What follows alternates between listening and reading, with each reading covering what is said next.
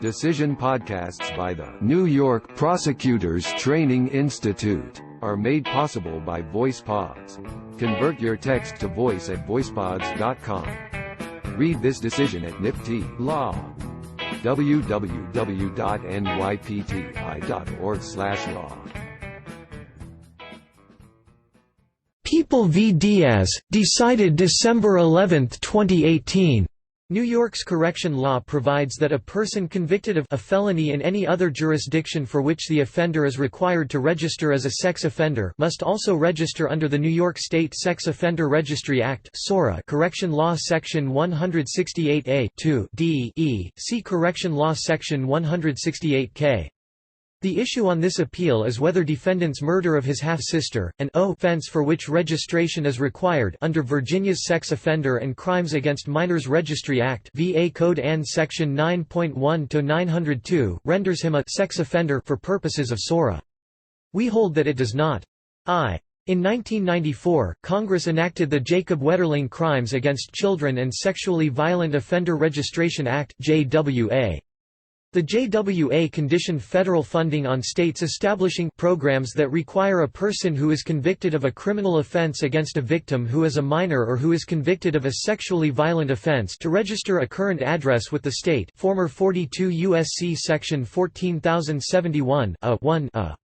Under these two broad categories of convictions, the JWA set forth a list of offenses specified by state law that required registration, including commonly understood sex crimes such as use of a minor in a sexual performance, as well as crimes such as noncustodial kidnapping and false imprisonment. Former 42 U.S.C. Section 14071 A.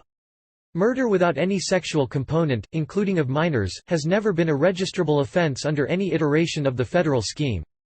After several amendments to the JWA, including Megan's Law as well as the Pam Lichner Act, Congress added a reciprocity requirement in 1997. That provision directed states to include in their registration program residents who were convicted in another state of at least the offenses enumerated in the federal scheme. Former 42 U.S.C. Section 14071 (b)(7), while allowing states to require coverage of any offenses beyond those enumerated under 42 U.S.C. Section 14071 (3) as a matter of state discretion. 64 Fed Reg 572/01, 573. 1999. The Adam Walsh Child Protection and Safety Act of 2006, which superseded the JWA, continues to place compliance requirements on states subject to guidelines issued by the Attorney General. See 34 U.S.C. Section 20912. The New York State Legislature responded to the mandates of the JWA by passing SORA in 1995. See Correction Law Section 168 et seq. From its inception, the statute has undeniably targeted sex offenders by its plain terms. Not only has the legislature limited registration to a NY sex offender re-entering society, Correction Law Section 168 emphasis added, it has been explicitly concerned with provid-ing law enforcement with additional information critical to preventing sexual victimization and to resolving incidents involving sexual abuse and exploitation promptly. L 1995, ch 192. Section 1 emphasis added. SORA defines sex offender as any person who is convicted of any of the offenses set forth in sections 168A(2) and 168A(3), each of which defines sex offenses and sexually violent offenses, respectively. Correction Law Sections 168A(2), 3. While not all crimes requiring registration under SORA involve a sexual component, such offenses are included either as part of the statute's compliance with the federal law, for example, noncustodial kidnapping offenses, or because they are otherwise predatory in nature. See Correction Law Section 168A(2) requiring registration for first-degree unlawful surveillance pursuant to Penal Law Section 250.50. Thus, SORA's overall purpose of protecting the community against people who have shown themselves capable of committing sex crimes is furthered by the scope of its definition of a sex offender, People v. Knox. As relevant here, SORA also requires registration of sex offenders from other jurisdictions under Section 168A(2) d. Originally, this foreign jurisdiction provision designated as sex offenders only those who committed offences in other jurisdictions, which include d all of the essential elements of any such felony enumerated under SORA, former Correction Law Section 168A 2b. That test has since been codified under Section 168A Offenders entering New York can now also fall under Section 168A which requires registration for a felony in any other jurisdiction for which the offender is required to register as a sex offender in the jurisdiction in which the conviction occurred. Correction Law Section 168A emphasis added. See Matter of North VBD, of Examiners of Sex Offenders of State of NY, 8 NY 3D 745, 748–749 2007. This court has since articulated the two elements of this latter subsection. First, the underlying offense must be a felony. Second, the offender must be required to register as a sex offender in the other jurisdiction as a result of that conviction. People v. Kennedy. The same year SORA was enacted, Virginia passed its own registry legislation that was even broader in scope than New York's. Virginia's Sex Offender and Crimes Against Minors Registry Act is designed to assist the efforts of law enforcement agencies and others to protect their communities and families from repeat sex offenders and to protect children from becoming victims of criminal offenders by helping to prevent such individuals from being allowed to work directly with children. VA Code Ann Section 9.1 to 900. True to the statute's broader goal, Section 9.1 to 902 of the Virginia law includes under its offense for which registration is required not only crimes with a clear sexual component, such as rape, human trafficking, and a list of various sexually violent offenses, but also various non-sexual violent crimes against minors, including criminal homicide generally, death resulting from crimes of child abuse and neglect, and murder of a minor under the age of 15. VA Code Ann Section 9.1 to 902. Whether this latter offense falls within the scope of the foreign jurisdiction provision of SORA is the issue we consider here. 2. In 1989, when defendant was 19 years old, he shot and killed his 13-year-old half-sister in Virginia. It is undisputed that there was no sexual component to this crime. Specifically, the Virginia Department of Corrections determined that defendant had committed the crime because his half-sister was harassing him about dealing drugs. Defendant also claimed at that time that he was hearing voices telling him to kill people. Upon his guilty plea, defendant was convicted in May 1990 of murder in the first degree, VA Code Ann Section 18.2 to 32, and using a firearm in the commission of a felony, VA Code Ann Section 18.2 to 53.1 under Virginia law. He was thereafter sentenced to an aggregate prison term of 40 years with 10 years of post-release supervision.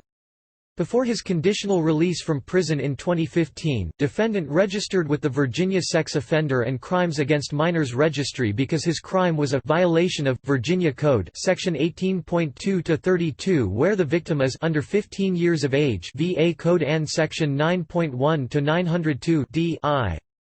2 days after his release, defendant's post-release supervision was approved for a transfer to New York, and he moved to Bronx County to live with family. When defendant moved to New York, the Division of Criminal Justice Services notified the Board of Examiners of Sex Offenders, the board, which determined that, because defendant was required to register for his felony offense as an offender under the Virginia Registry Program, as a resident of New York, he was required to do so under SORA as well. The board also recommended that although defendant was assessed as a Level 2 moderate risk to reoffend based on the guidelines and points system of SORA's risk assessment instrument, the fact that he inflicted death to the victim automatically result in a presumptive risk assessment of Level 3. Defendant challenged this designation and his obligation to register under SORA in trial court. Supreme Court adopted the board's recommendation in its final risk assessment, without addressing defendant's arguments that 1. The Virginia law's distinction between sex offenders and those who commit crimes against minors means the long arm of SORA's foreign jurisdiction provision does not apply to him, and 2. The statute otherwise violates his substantive due process and equal protection rights. The Appellate Division reversed Supreme Court, annulling defendant's adjudication as a sex offender. People v. Diaz, L.V. Granted 2017. The Appellate Division based its decision on defendant's constitutional arguments without addressing the dispute over defendant's risk assessment or the applicability of SORA. We granted the people leave to appeal, and now affirm based on the statutory argument raised before Supreme Court. 3. A. Defendant argues that Correction Law Section 168A does not apply to him because he did not register as a sex offender under Virginia's registry statute. We must therefore determine whether Virginia considers defendant a sex offender based on the crime he committed in Virginia, consistent with SORA's use of that term in its foreign jurisdiction provision. As noted above, we explained in Kennedy that the foreign jurisdiction provision contains two elements: first, the underlying offense must be a felony; second, the offender must be required to register as a sex offender in the other jurisdiction as a result of that conviction. 7 NY 3D at 91. Emphasis added. Implicit in that holding is an additional consideration: a reviewing court must determine whether the foreign jurisdiction considers the offender a sex offender before compelling registration under Section 168A Put another way, if a defendant is required to register for a felony committed in a foreign jurisdiction but is not required to do so as a sex offender, SORA does not apply.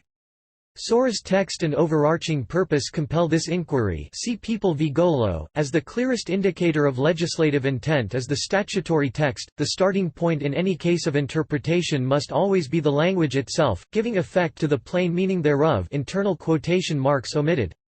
By its plain language, Correction Law Section 168A necessitates that the board or a reviewing court first determine whether the foreign jurisdiction considers the offender a sex offender before turning to other matters such as a risk-level assessment or a constitutional analysis.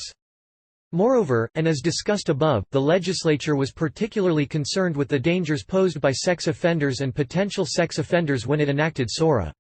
Indeed, the legislature found that the danger of recidivism posed by sex offenders and, the protection of the public from these offenders is of paramount concern or interest to government, and that lack of information about sex offenders who live in their jurisdiction would impede law enforcement's efforts to identify, investigate, apprehend and prosecute sex offenders. L. 1995, ch. 192 Section 1 emphasis added. Thus, the as a sex offender language underscores SORA's purpose of protecting the community against people who have shown themselves capable of committing sex crimes, while excluding offenders from foreign jurisdictions who have not committed, even in a broad sense, a sex crime. People v. Knox. We therefore interpret the statute's applicability to this defendant with these principles in mind. B. The Commonwealth of Virginia does not consider defendant a sex offender. Rather, several indices of the Virginia General Assembly's intent lead us to conclude that Virginia classifies defendant as a perpetrator of a violent, non-sexual crime against a minor. As such, he is not required to register under SORA's foreign jurisdiction provision. Beginning with the plain language of the Virginia statute, two significant differences from SORA stand out. First, unlike SORA, Section 9.1 to 902 of the Virginia Code does not define either a sex offense or a sex offender, but rather contains a single list of offenses for which registration is required, id. Second, this provision encompasses such registrable offenses as criminal homicide VA Code N Section 9.1 to 902 (2), and, as most relevant here, murder of a minor VA Code N Section 9.1 to 902 (3), neither of which is included under SORA. That the Virginia statute's twin purposes are to 1. Protect communities and families from repeat sex offenders and 2. Protect children from becoming victims of criminal offenders plainly demonstrates the Virginia legislature's intent to distinguish between sex offenses and other violent, non-sexual crimes committed against minors VA Code N Section 9.1 to 900. We therefore reject the people's argument that the Virginia statute must create a barrier between sex offenses and other crimes to distinguish its registrants. Although the Virginia statute does not clearly define a sex offense or a sex offender, first among the list of registrable offenses in Section 9.1 to 902 is a NY offense listed in subsection B, which, in turn, contains a list of offenses that undeniably contain some sexual component VA Code N Section 9.1 to 902 1. These offenses include carnal knowledge of certain minors VA Code N Section 18.2 to 64.1, entering a dwelling with intent to commit rape VA Code N Section 18.2 to 90, engaging in prostitution or human trafficking VA Code N Section 18.2 to 355, sex trafficking VA Code N Section 18.2 to 357.1, and child pornography offenses VA Code N Section 18.2 to 355. 374, 1–1. What's more, this list is wholly separate from what the statute labels as murder, the crime for which defendant was required to register in Virginia.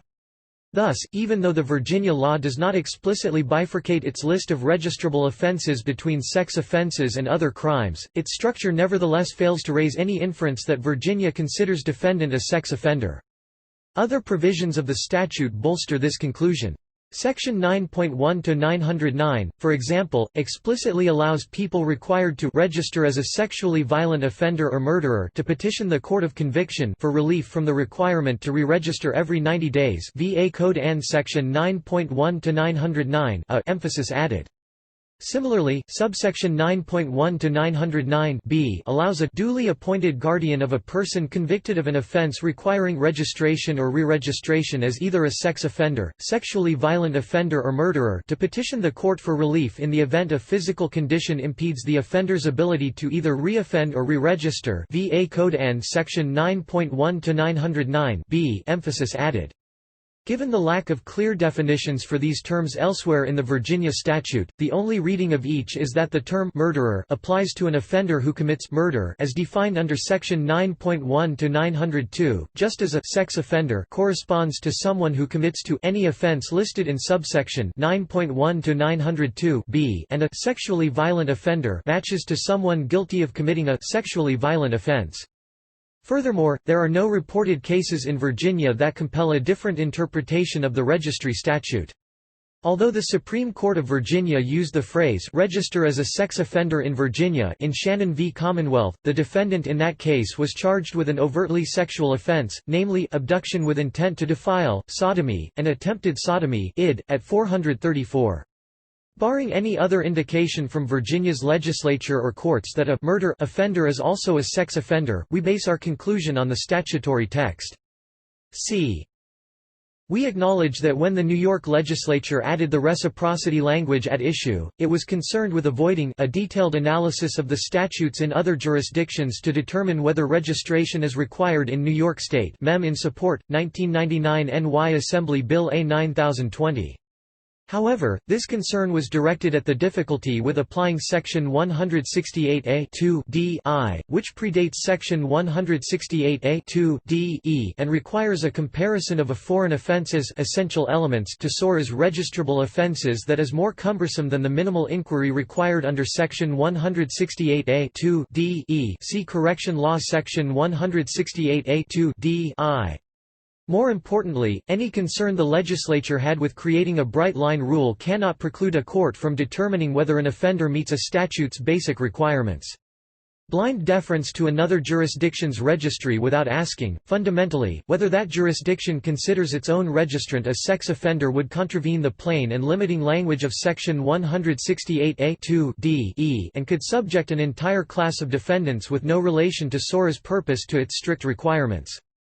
Nor are we convinced that today's holding will turn this state into an escape hatch, whereby offenders will come to New York to evade registration in the state of their original offense because New York does not require registration under SORA for offenders who might be required to register in other states. In this case, although defendant is not required to register as a sex offender in New York, his duties to notify Virginia of his future changes in residence do not cease. See VA Code Ann Section 9.1 to 903 d, requiring any registrant under the Virginia statute to re-register with local law enforcement when changing residence, whether within or without the Commonwealth.